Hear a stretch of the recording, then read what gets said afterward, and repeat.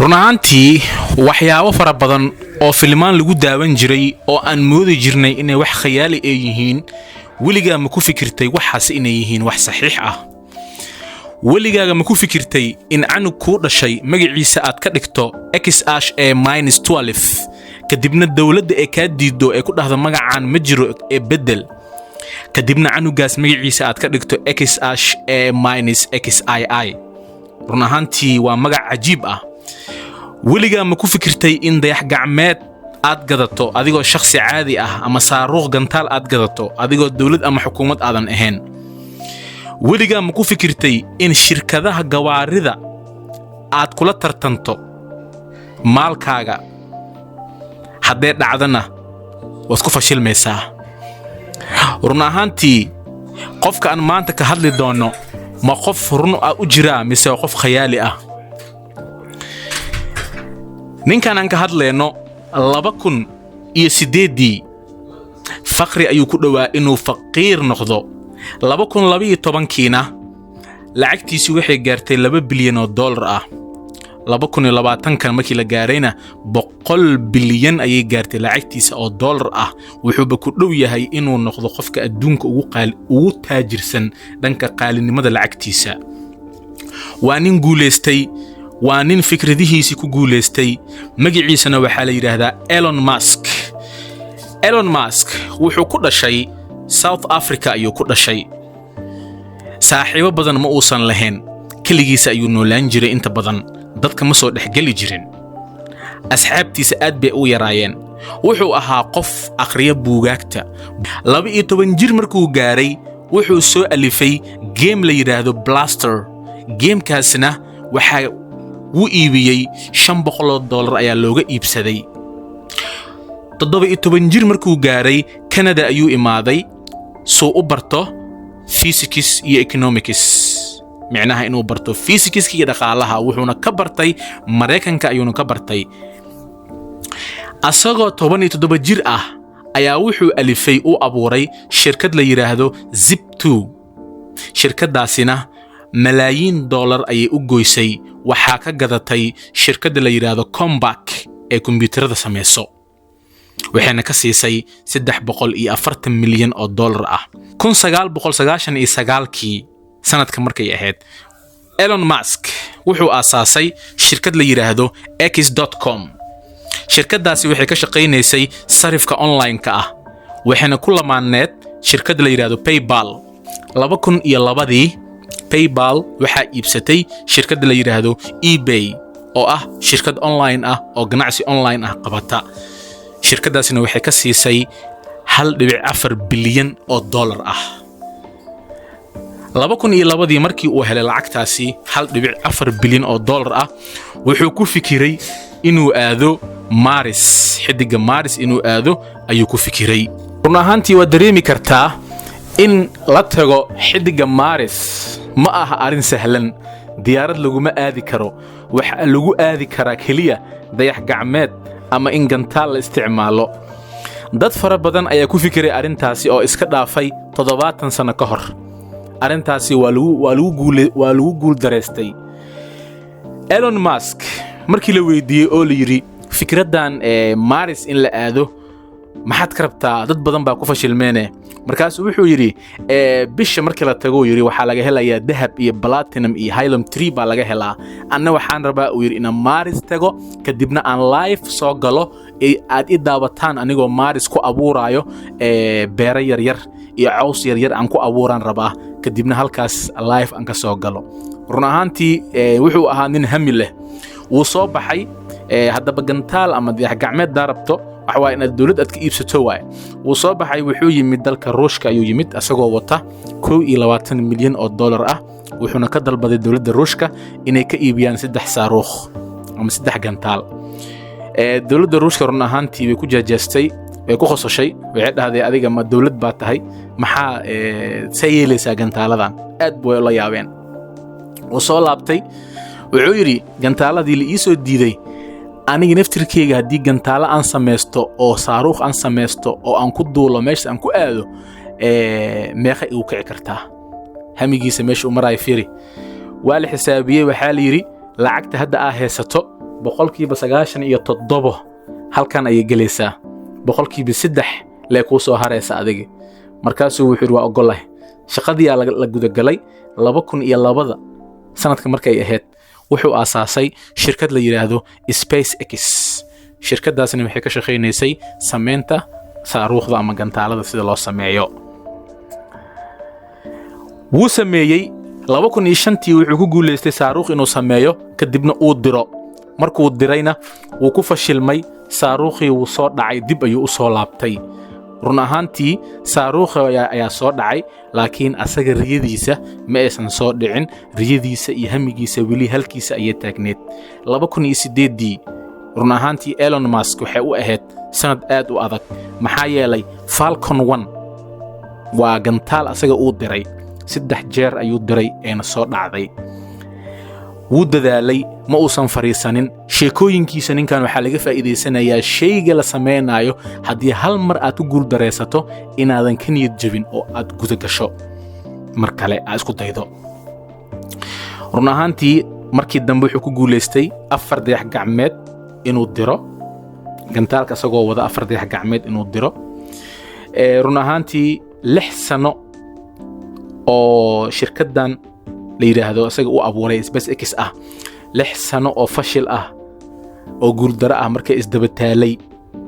waxaa laga sugayay asaga inuu dhaho run ahaantii aniga waan ku guuldaraystay arrintan,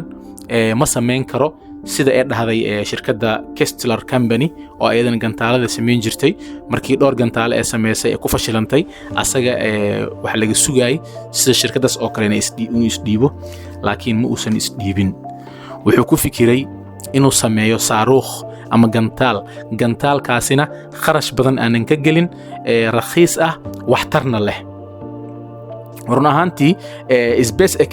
waxaa maalgelisay shirkadda NASA dayax gacmeedyada 2005 $300 milyan ay gelisay. September 2008 markay ahayd Falcon 1 ayaa la diray gantaalkii ahaa, wuuna guuleystay. guul ayuu gaaray, wuu baxay gantaalkii meesha wuu tegay. 2012 markay ahaydna SpaceX waxay dirtay gantaal kale. 2020kiina waxaa la diray gantaalkii weynaa Falcon 9 ayaa la diray, $100,000 ayaa asagana lagu kharash gareeyay. haddaba ninkani oo intaasoo guul isdabayaal sameynayo, markii guul uu gaaraba meel ma fariisanayo, haddana wuxuu ku fikirayaa in wax kale uu sameeyo, fikrado kale uu soo abaabulo. 2003 waxaa kulmeen shirkado oo gawaari samayso,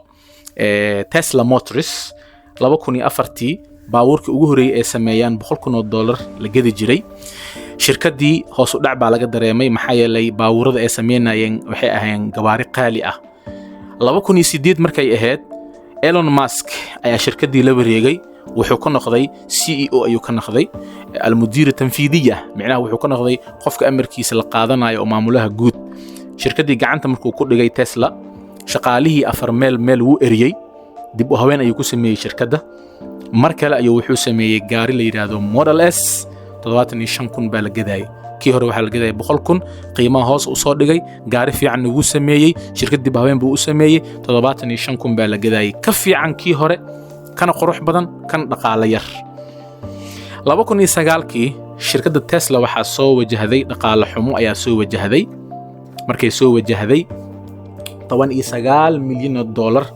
loo baahday in qof walba uu ku sahmi geliyo. markii dambe ku guuleystay asaga, sahmi badan buu soo ururiyay, sheerar badan buu soo ururiyay, deyn badan buu soo qaaday. shirkadii dib ayuu u abaabulay, shirkadii way kacday. mar labaad ayay shaqo bilowday 2010kii. run ahaantii marka gawaari fara badan oo noocyo kala duwan ayuu sameeyay ninkani.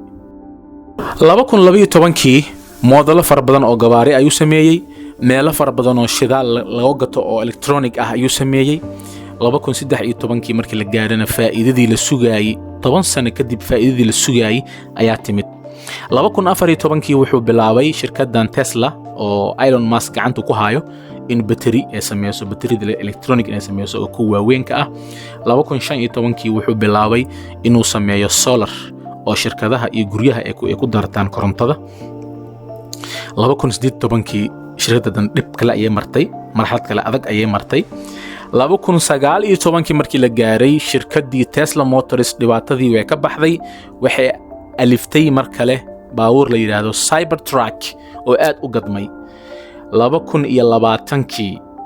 markii la gaarayna shirkaddii Tesla si fiican bay kor ugu kacday maxaa yeelay sahmigeeda meesha ugu yaraa oo qofka laga qaado $17 ayuu ahaa laakiin 2020 waxaa la gaaray in $1,000 uu ahaato meesha ugu yar oo qofka laga qabanayo oo saami ah Tesla sidaas bay kor ugu kacday 2013 markay ahayd ninkan la yiraahdo Elon Musk wuxuu soo alifay hadana baabuur kale oo la yiraahdo